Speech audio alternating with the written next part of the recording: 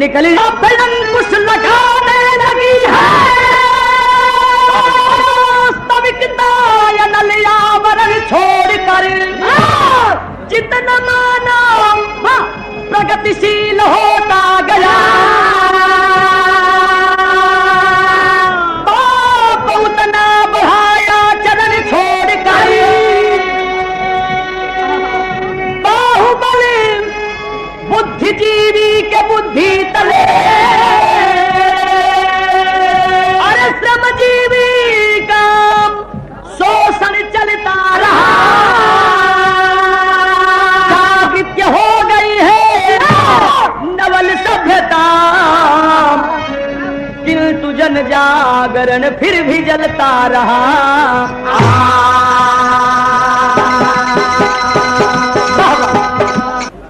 एक कहानी कहाँ कबा कहाँ कबा क्या हुई चकबंदी आना दिले में कोहराम हुआ हुई चकबंदी आना दिले में कोहराम हुई चकबंदी आना दिले में कोहराम हुआ किसी को दुख मिला या किसी को आराम हुआ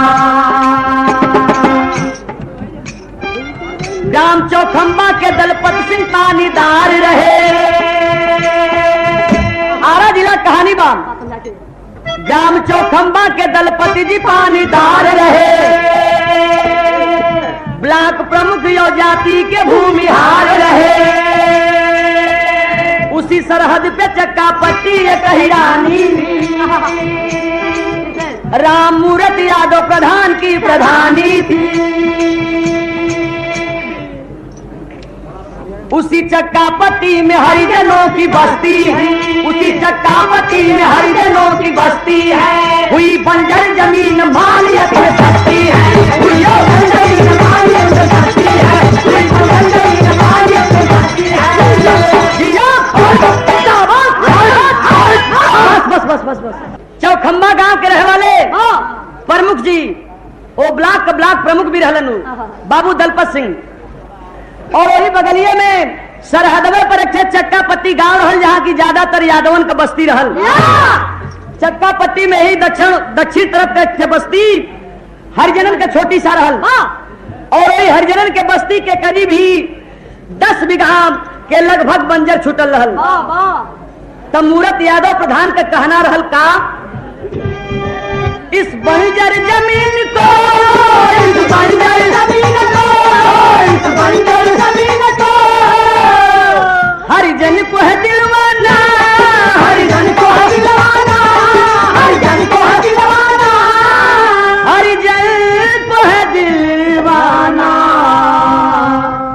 ऐलान कर दिए ये जमीन जो बंजर है हरिजनों के बस्ती के करीब वो हरिजनों में आवंटित की जाएगी मगर इधर प्रमुख जी का क्या कहना रहल सरहदवे पर रहल चक्कापट्टी गांव में बाकी ग्राम चौखंबा के होते हुए भी बाबू दलपत सिंह का सोचत रहलन तर्ज बातें बढ़ा दे मुन्ना आजकल शारदा सिन्हा का कैसे बड़ा जोर पकड़ ले बा वही गीतन में से एक गीत बाई वाह वाह पटना से बैदा बोलाईदा पटना से बैदा बोलाईदा नजुरा गई गोइया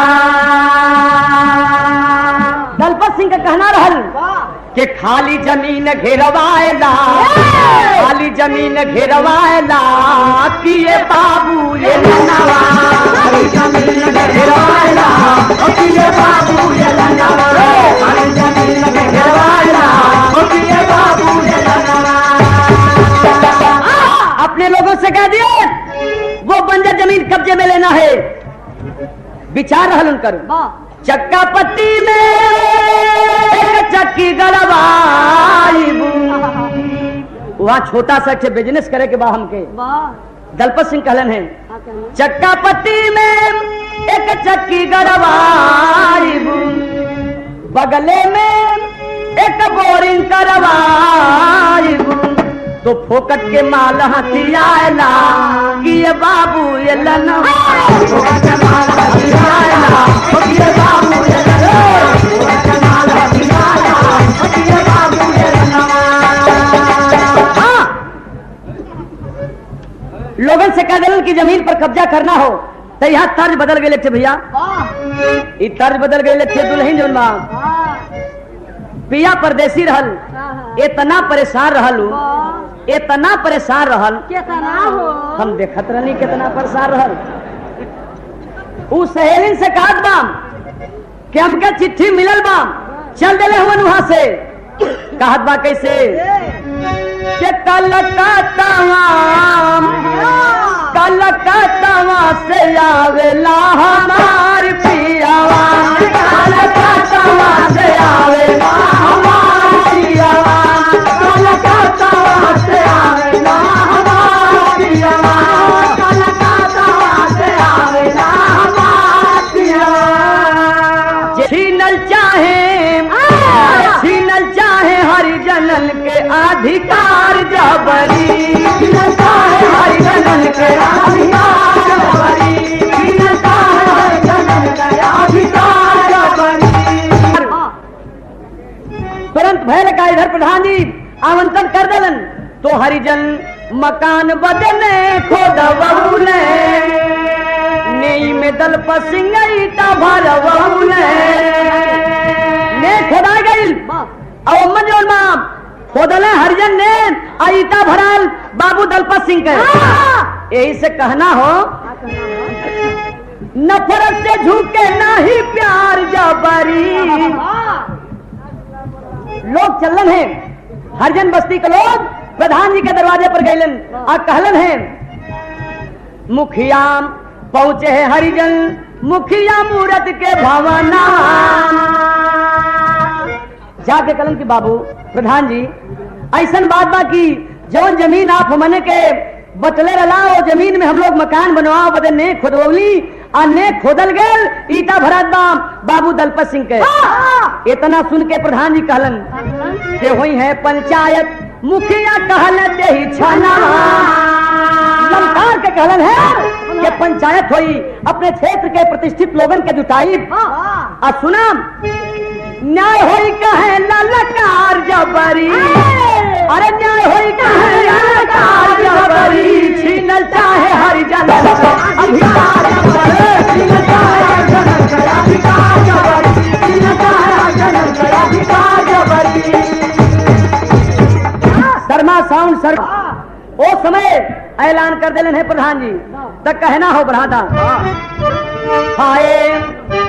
अरे पंचायत पानी पानी कर दिया तो मुखिया मूरत यादा नहीं बेईमानी हो, पंचायत पानी पानी कर दिया।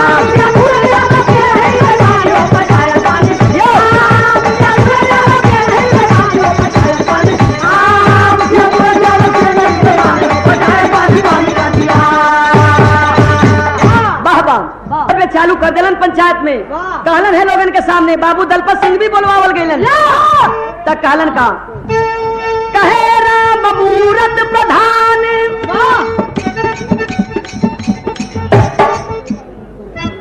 कहे राम मूरत प्रधान, ये सुन लो राय हमारी है,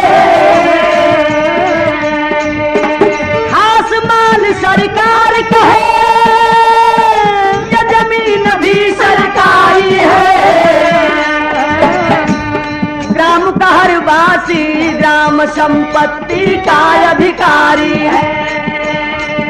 अरे घात कर रहे बाबू साहब गलती यहाँ तुम्हारी है, गलती यहाँ तुम्हारी है, गलती यहाँ तुम्हारी है, गलती यहाँ तुम्हारी है, गलती यहाँ तुम्हारी है। अपना फैसला सुनाए प्रधान जी, कहने लगे कि प्रमुख जी मैं शर्मिंदा हूं आपकी बातों से, आपके कारनामों से, जो उम्मीद न थी आपसे।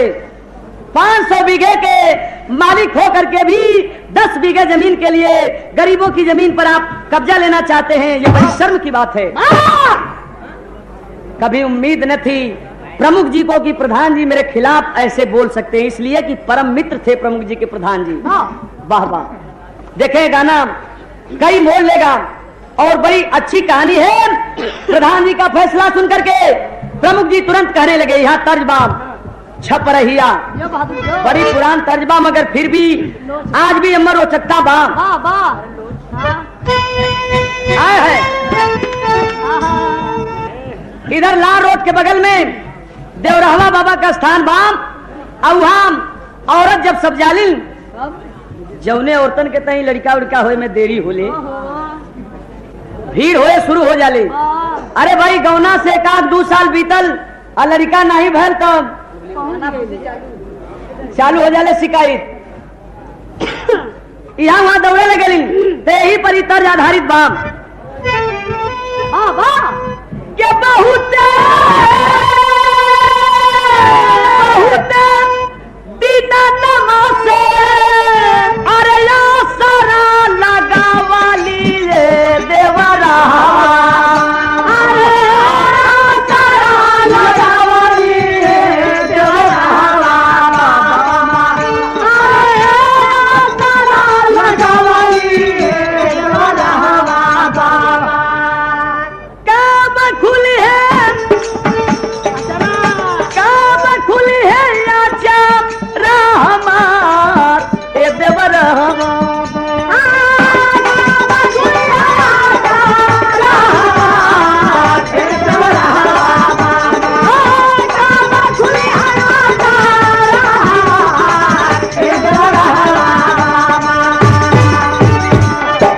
₹5 का पुरस्कार प्रमुख जी कहलन है क्या मूरत वाली बतिया साले अब डाल पति के छतिया काहे निरा मोहिया भैया पति के छतिया काहे निरा मोहिया भैया डाल पति के छतिया काहे निरा मोहिया भैया कहे तो के बनवली हम प्रधान काहे निरा मोहिया भैया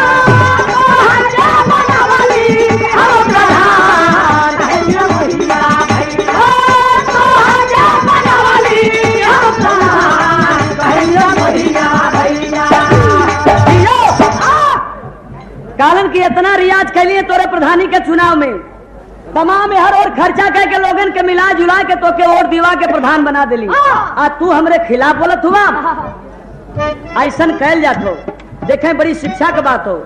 कुछ लोग लोगन की मदद करके जिता के उनसे गलत काम करावल चाहत हो, मगर फिर भी ये देखें ई प्रधान जी जब फैसला सुना दिलन तो प्रमुख जी कहलन है कि होके प्रधान काहे धोखवा कमाला तोहरे प्रधानिया के करब हम दीवाना। तो सुनना हमार चैलेंज हो। प्रमुख जी कहलन है पंचायत के अंदर के बनिया उतर पे तोहरे अरे पीछया हिरानिया काहे निरा मोहिया भैया पीछया हिरानिया काहे निरा मोहिया भैया पीछया हिरानिया काहे निरा मोहिया भैया आ बही से बतिया ले बमान काहे निरा मोहिया भैया बही से बतिया ले बमान काहे निरा मोहिया भैया बही से बतिया ले बमान काहे निरा मोहिया भैया। अरे मूरत यादव प्रधान पुनः चेतावनी दे रहा हूं तुम्हें, कान खोल कर सुन लो। अगर मेरी मर्जी के खिलाफ कोई काम सोचा या कदम उठाया तो कल यादवों की बस्ती में तमाम लाश पे लाश ही तुझे दिखाई पड़ेगी। देखें बाद में ये कहानी दूसरे ढंग से मोड़ ले ली। ये समझ और मां बाबू दलपत सिंह चैलेंज कर दिलन। कालन है तगा किए हो तगा किए हो तगेबाजी मैं इसका मजा चखा दूंगा। अरे हिरानी के बीच में मैं लाशों का ढेर बिछा दूंगा।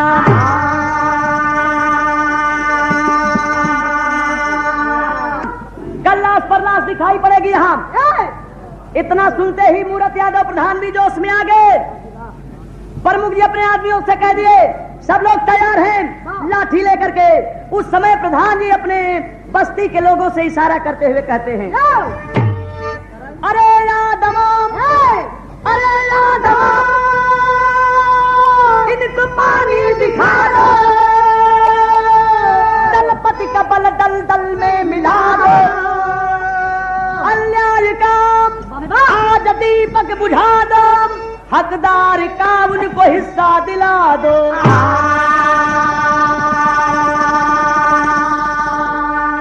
लोग से ललकारते हुए कहे, आप लोग चुपचाप बैठे हैं, अन्याय के खिलाफ लड़ना कोई जुर्म नहीं होता। तैयार हो जाइए आप लोग भी। प्रोत्साहित करते हैं मूरत यादव प्रधान अपने लोगों को, लोगन के प्रोत्साहित कैलन, जोश भरलन और कहे लगलन कि जगो यादव जगो रे यादव, जगो यादव जगो रे यादव, जगो रे यादव जगो रे यादव, जगो रे यादव, लेके बजरंग का नाम जगो जगो यादव, जगो रे यादव, जगो यादव जगो रे यादव, जगो रे यादव।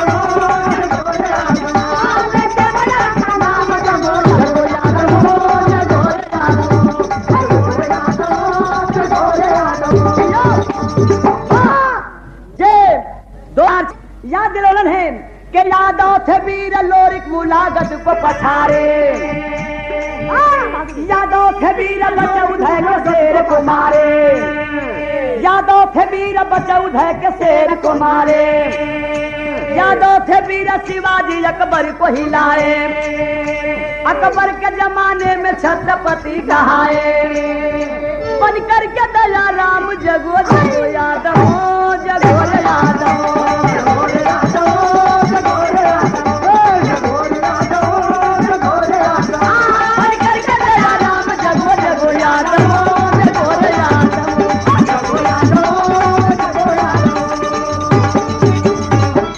बाबू दलपत सिंह भी आवाज दिए अपने लोगों को, प्रधान जी भी अपने लोगों को प्रोत्साहित किए।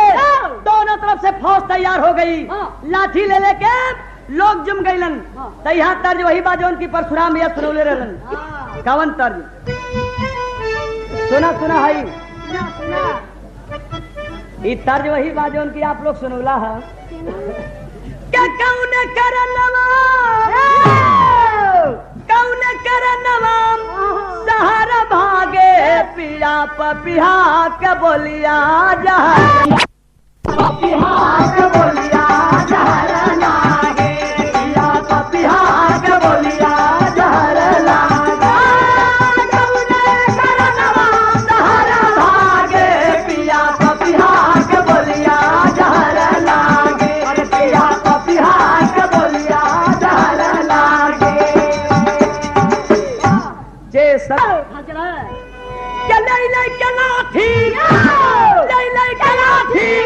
अब झुमन लागे, वीर बल्लम यो भाला चुमा, वीर बल्लम यो भाला चुमन लागे, वीर बल्लम यो भाला चुमन लागे, झुमन लागे, वीर बल्लम यो भाला चुमन लागे, वीर बल्लम यो भाला चुमन लागे। तो अरे कबरी जुट गए तमाम रघुवंशी, लाठी पर लाठी चलावे जदू, लाठी पर लाठी चलावे जदू, लाठी पर लाठी चलावे जदू। जब एकदम लाठी चले का नौबत आ गई, तीनों बिरादरी वहां जुटल बा। इधर रघुवंशी और यदुवंशी में लड़ाई होए जात बा।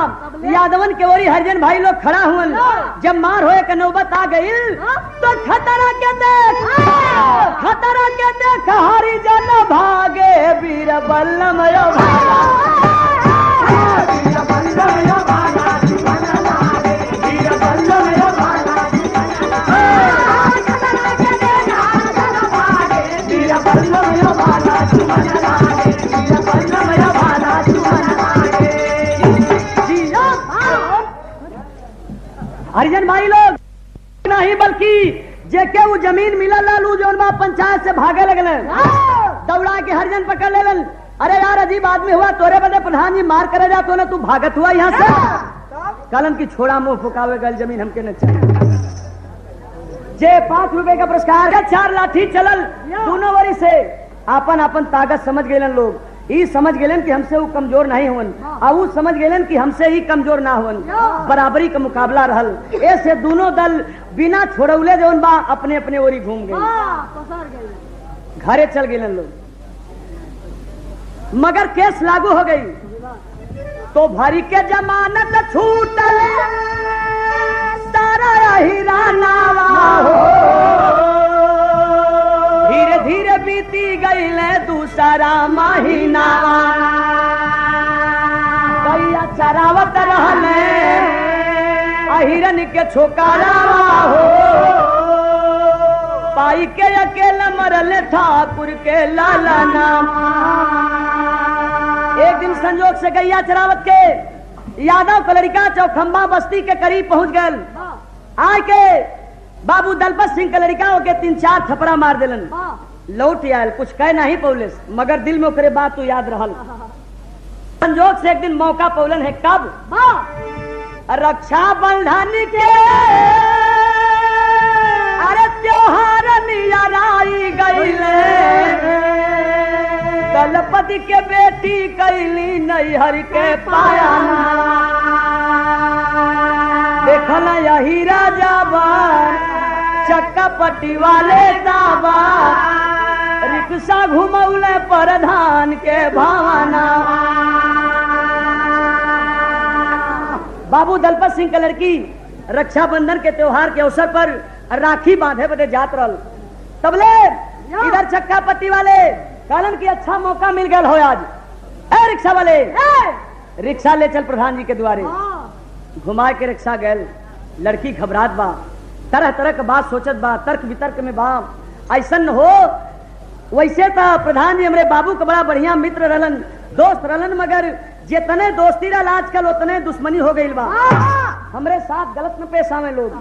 घबरात बा। उस समय प्रधान जी के द्वारे जब रिक्शा से पहुंचले लड़की, प्रधान जी वो लड़की से एक बात कहलन है, ध्यान से सुनेंगे, बड़ी मौके की बात है। प्रधान जी कहे क्या? हाय अरे परान से अब परान से बढ़ के बाटाई मनावा बिटिया रानी हो।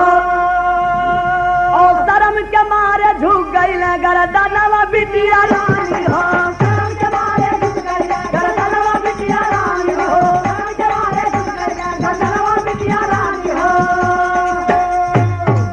कहलन की बिटिया बहुत घबराइल नजर आवत हो।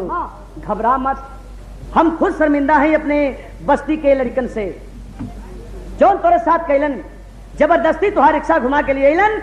ऐसे हम बहुत बहुत शर्मिंदा हैं। मगर सोच ला परान से बढ़ के बाटई मनवा बिटिया।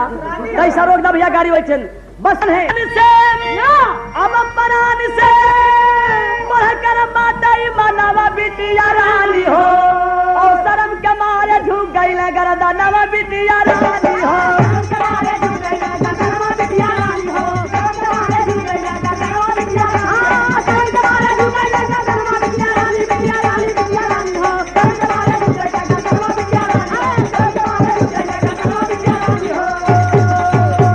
कहना कि सुना बड़ी भाग्य बाप ए बात का हमके गाड़ी रुक गई, बैठ जा। ओ समय कहला न कि ये बात का हमके खुशी बाप दुख बा की लड़का जौन हो तो रिक्शा जबरी घुमा लेलन। एक बात का हमके खुशी भी हो कि हमार बिटिया धर्म का बिटिया जेके की बड़ा प्यार से हम बचपन में खिलौली आज हमरे दरवाजे पर आई हो। तो सुना बंद कर तू। क्या बंधन के त्योहार है तुझे मनाना हो। अहिरानी का बच्चा बच्चा तेरा जाना पहचाना हो। बड़ी देर हो गई बिटिया, रक्षाबंधन का त्योहार हो आज। चक्का पट्टी जाए में तो होके बहुत काफी समय हुई। तो हमारी इच्छा हो, हम धर्म का बाप है तोहार, धर्म का पिता हमके समझ के एक राय हमार मान ला। अहिरानी के बस्ती का तमाम लड़का खड़ा हुन और सब तुहार धर्म का भाई हुन, कौनों के चुन के राखी बांधा। अरे इसी में चुनना अपना तू बिरा नावा बिटिया रानी हो। और बाधा कह के राखी कैला पानी दनवा बिटिया रानी हो। यही में केहू के सुन के अपन धर्म का भाई बनाला। जब इतना बात सुन लीन है प्रधान जी के, बिटिया प्रभावित हो गई।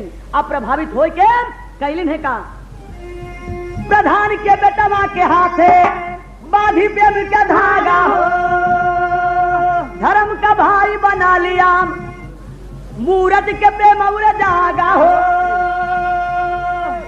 राखी बांध ली ना हाथे में, प्रेम से मिठाई खिलौली है। एक बाद अब भोर भास करी होला न जब नया नवा बिटिया रानी हो, और प्रधान के द्वारे पर गजल खजा नवा बिटिया रानी हो।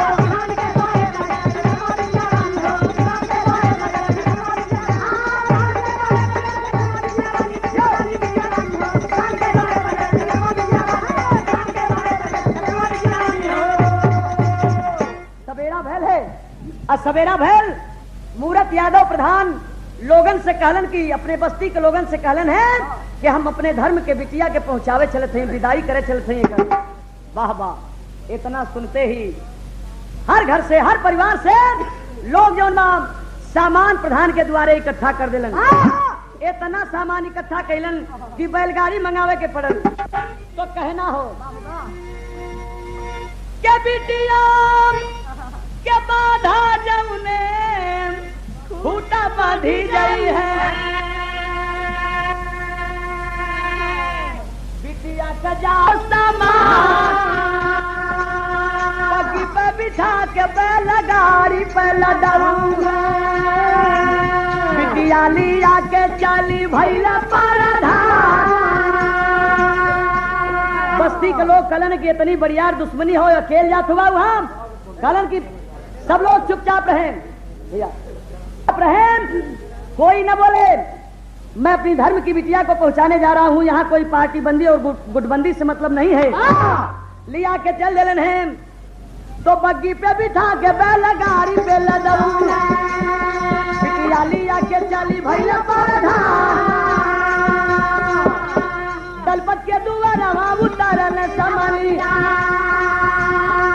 सामान उतरलन है, कहलन है कि सोच लाम तो से डराए के नाम, बल्कि संधि करे बदे के नाही। ऐसे आयल है कि बिटिया तोहार हमारे बेटी के समान, तोहार बिटिया हो तो हमार बिटिया हो, यही से हमें के लिवा के आयल है। एक इज्जत करके तब सुना, बिटिया हमार तुम्हारे बेटी का, मगर दुश्मनी के अंत नहीं हुई है। दुश्मनी हमार तुहार वैसे रही जैसे रहल, मगर दुश्मनी के अंत नहीं हुई है। नहीं रही है बंजर पे तुहारो मकान, वही हमारा दत्ता भैया बिहानवा, इतना कहा तो चली भैया पर कहलन कि हमार फैसला वही रही, हमार तुहार दुश्मनी वही ढंग से रही।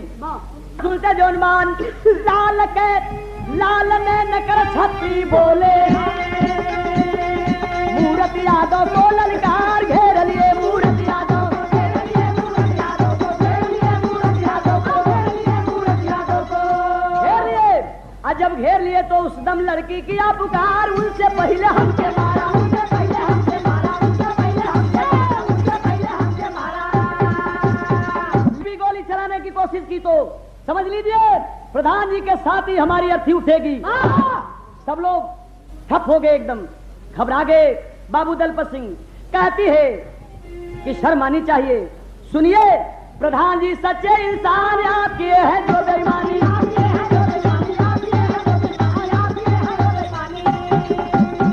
हरिजन की वो बस्ती यार लड़की की जब सुने बात वह,